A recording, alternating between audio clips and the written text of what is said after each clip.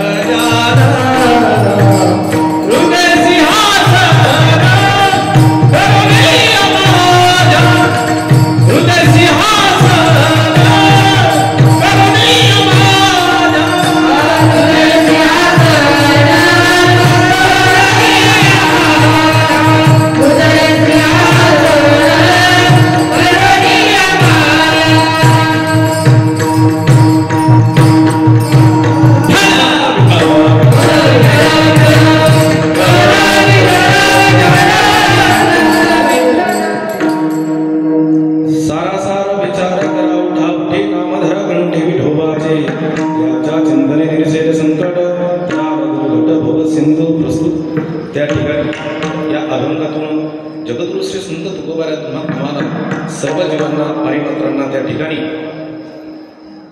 या अभंगातून सार काय आहे आणि प्रसार काय आहे या अभंगातून तुकोबाराय तुम्हाला सर्व जीवांना त्या ठिकाणी सांगतात. नव्हे नव्हे भगवान परमात्म्याचं आपण नामचिंतन केलं असता तो कोणत्याही प्रकारच्या भवसागरातून संकटातून त्या ठिकाणी आपल्याला दूर करतो. बहुत पुण्यवान आहात आपण, कारण तुम्ही सर्वजण या ठिकाणी आल्या. कृपा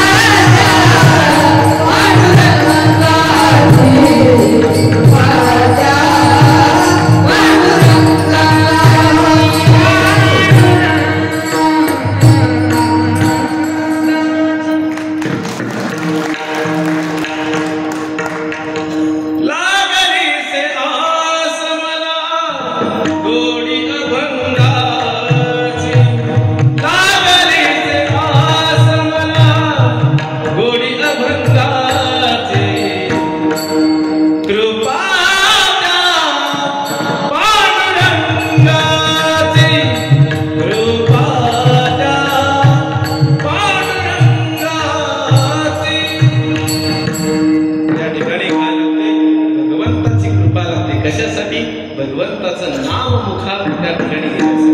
आणि बहुश्रोते तुम्ही पुण्यवान आहात, कारण की ज्याचं पुण्य आहे तोच या ठिकाणी येत असतो. जन्मोजन्मी आम्ही बहु पुण्य केले, देवया विठ्ठले कृपा केली, देवया विठ्ठले कृपा केली,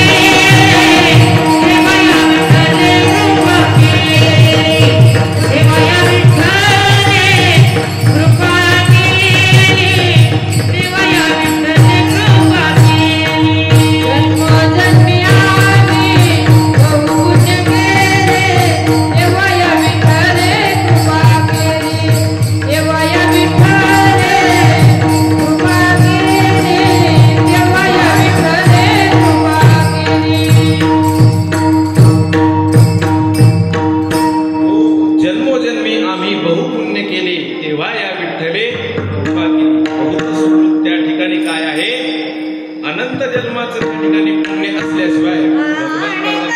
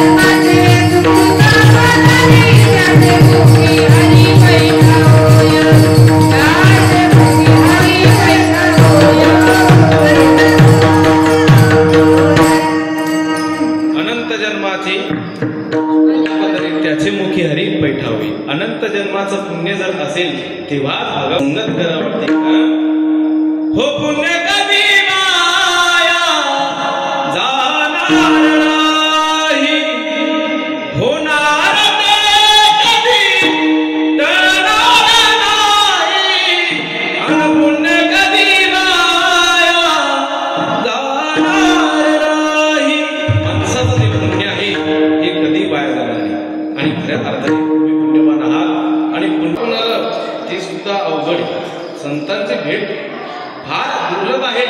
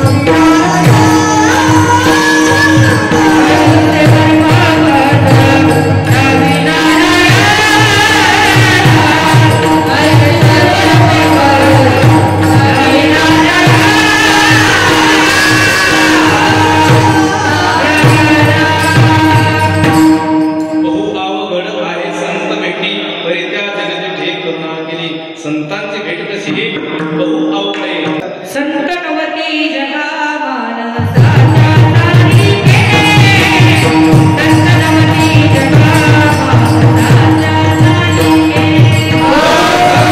संतनवती जगामान साचारी के संतनवती जगामान साचारी के समुद्र नदी में पैगा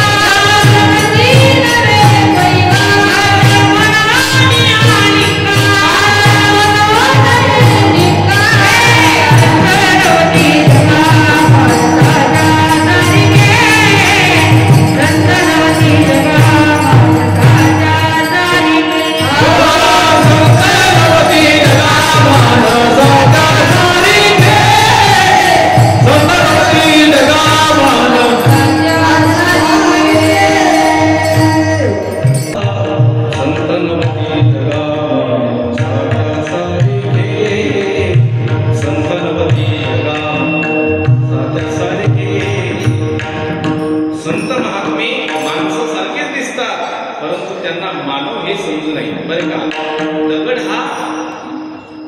दगड हा लिंगासारखाच दिसतो परंतु लिंगाला दगड त्या ठिकाणी समजू नये. बरे का गाय ही आपल्या काम गाय ही आपल्या गायीसारखीच असते परंतु गायीला कधी त्या ठिकाणी साधारण गाय समजू नये. बरे का म्हणून झाड कल्पवृक्ष हा झाडासारखाच दिसतो परंतु झाड वेगळं आहे आणि कल्पवृक्ष सुद्धा काय आहे हा वेगळा आहे.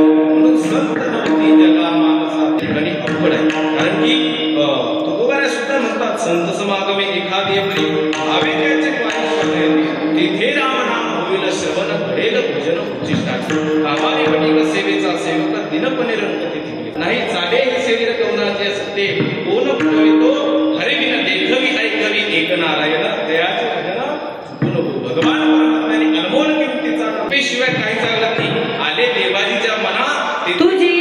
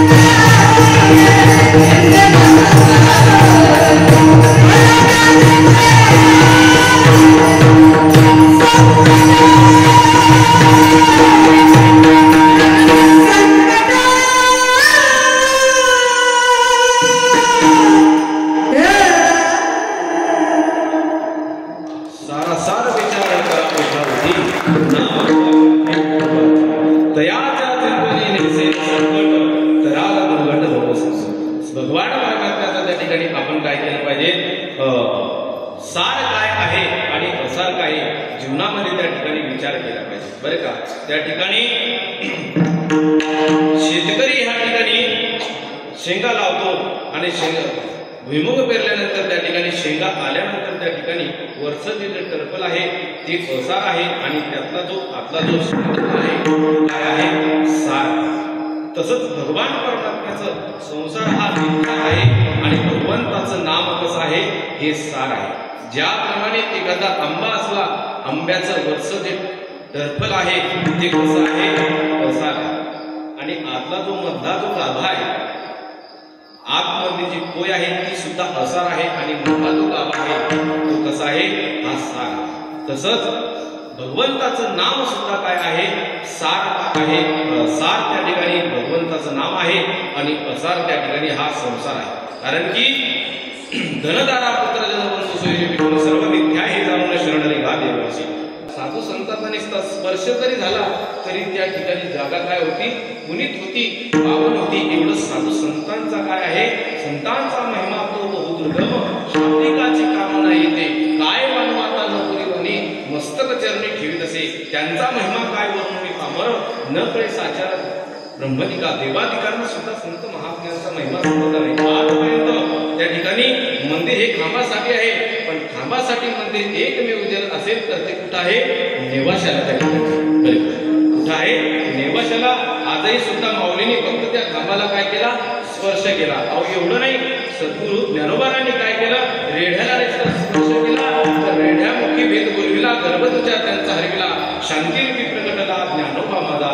कोणी म्हणून रेढ्या नावाचा मनुष्य होता, कोणीतरी असेल ना. महाराजांनी सुद्धा वैशापुत्रामुखी बोलविली श्रुती, चालविली जडविती, वैसुन्या नव्हे हा सामान्य, महिमा संतांचा नैवेद्य हातीचा.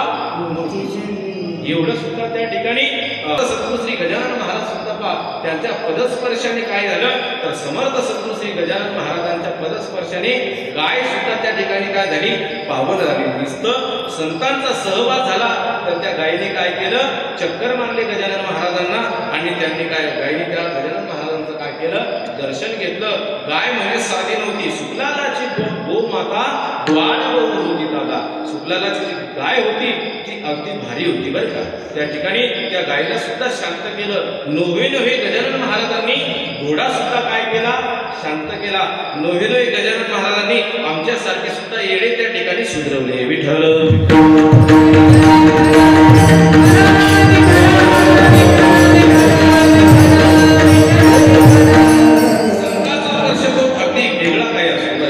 तसंच त्यांना त्या ठिकाणी संतांच्या चरणावर डोकं ठेवलं आणि डोकं ठेवल्यानंतर त्या ठिकाणी सांगू लागले. मग लोक सांगतात आमच्या गावचे असे सावकार आहेत, तसे सावकार आहेत, तसं लोक सांगू लागले. यांनी पहिलवान त्या ठिकाणी लोणला, असं केलं तसं केलं. त्या ठिकाणी गंगागिरीजी बाबा नुसते पाहत बसले आणि पाहत असताना ते म्हटले की मी याला पहिलवान मानत नाही. अहो बाबा याने डोळवला की पहिलवान नाही, मी त्याला मानणार नाही. आणि याने पहिलवान जरी लोळला असेल परंतु तरी सुद्धा काळरूपी पहिलवान याला काय आहे, लोळवायचा अजून राहिला आहे. असं साधूचे शब्द होते बरं का. ते साधूंचे शब्द राहतात. काही लोक संत महात्मे समाजामध्ये म्हणतात की आम्हाला मंदिर बांधायचंय. त्या ठिकाणी काय होतं, नुसतं मंदिर बांधायचं असे म्हणतात तर त्या ठिकाणी कोटी रुपये गोळा होतात. संतांच्या शब्दावर बरं का. आपण त्या ठिकाणी सगळं म्हणतो पण आपल्याला कोणी 10 रुपये सुद्धा देत नाही. संतांच्या शब्दामध्ये काय असते, सहज त्या ठिकाणी सहज बोलणे हेतु उपदेश करुणी सायाचं शिकविते. त्या ठिकाणी संत महात्मे सहज बोलतात, त्या ठिकाणी गाथा निर्माण होते. ज्ञानोबा सहज बोलले, ज्ञानेश्वरी निर्माण झाली. मुक्ताई सहज बोलल्या, त्या ठिकाणी चांगले ते आयुष्य हरी तुम्हाला समर्पण. आयुष्य कुणाला समर्पण केलं, हे देवाला समर्पण केलं. असा हा संत संगतीचा काय असतो, महिमा असतो. म्हणून साधू पुरुषाचा संगतीचा महिमा हा बरं का. एक दगड एकदा मंदिरात जातो त्या ठिकाणी देव होतो. आपण रोज माणसं मंदिरामध्ये जातो, साधा माणूस सुद्धा होऊ शकतो. ही आपली काय आहे, शोकांती. म्हणून अशा छत्रपती शिवाजी महाराजांनी देवी देवतांचे कोट्यावधी अब्जावधी त्या ठिकाणी मंदिर आहे. देवी देवतांचे अब्जावधी मंदिर आहे. पण कुठेही मंदिर नसताना प्रत्येकाच्या हृदयामध्ये त्यानं मंदिर केलं. तो म्हणजे असा राजा कोण? छत्रपती शिवाजी महाराज आहेत बरं का. म्हणून फक्त तुकोबारायांच्या सानिध्यामध्ये येते. तुकोबारायांचं कीर्तन ऐकलं आणि कीर्तन ऐकल्यानंतर तलवार ती काय होती? खाली टेकून दिली. आता आपल्याला हे करायचं नाही. परंतु त्या ठिकाणी तुकोबारांनी त्यांनी म्हटलं, राजे तुमच्या हाताने तलवार त्या ठिकाणी काय दिसते? छान. कंठी धरला कृष्ण म्हणी अवघाज आणि प्रकाश. आणि कंठामध्येच का तर कृष्ण त्या ठिकाणी भगवान आणि दिवा एक आहे. तर दोन्ही खुल्यामध्ये अंधार प्रकाश जर करायचा असेल तर दिवा कुठे ठेवावा लागेल? झोपलेत का? काय आहे? मी इथला असल्या कारणामुळे मला जास्त विनंती करता येईल, नाहीतर भरपूर त्या ठिकाणी विनंती केली असते. विठ्ठल मध्यभागी दिवा ठेवला असताना या खोलीत सुद्धा प्रकाश पडतो आणि या खोलीत सुद्धा प्रकाश पडतो. कंठी धरला कृष्ण म्हणी अवघाजनी प्रकाश. म्हणून त्या ठिकाणी कंठामध्ये भगवान परमात्म्याचं नाम त्या ठिकाणी काय करायचं आहे? धारण करायचंय. आणि भगवान परमात्म्याचं जर आपण जर धारण केलं तर त्याच्या चिंतन जर आपण केलं तर त्याच्या चिंतन त्या ठिकाणी आपण केलं तर तयाच्या चिंतने निसेल संकट. जर असं जर कोण केलं असेल भास्कर बंकट बाळा भाऊ यानी सेवा केली हो, तुला कसा विसरू गजानन मी मायले करू, तुला कसा विसरू. 9 महिने 9 दिवस रक्षण केले तू, तुला कसा विसरू. असे असणारे भास्कर बंकट त्या ठिकाणी बाळाभाऊ असेल तर हे गजानन महाराजांचे काय आहेत? तर 5 पांडव आहेत.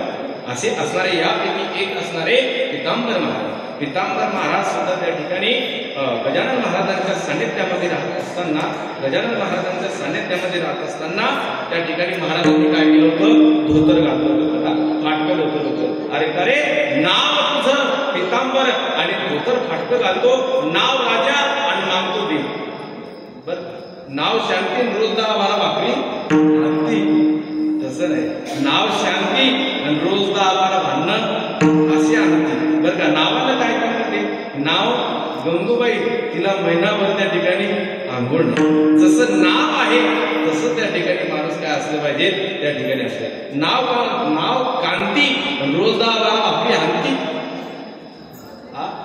तुम्हाला इकडं नाही बरं का, मी इकडं सांगतो, आनंदीत सांगतो, तिथं राहत होता बरं. असं तरी म्हणणार नाही महाराजाच्या कीर्तनात पुत्र नव्हतं बरं का.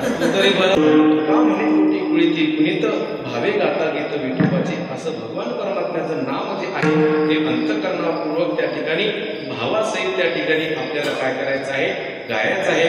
भावासहित जर आपण भगवान परमात्म्याचं नामस्मरण जर त्या ठिकाणी केलं तर त्या ठिकाणी दयाच्या चिंतने निरसेल संकट, तराला दुर्गट भव सिंधू विठोबा.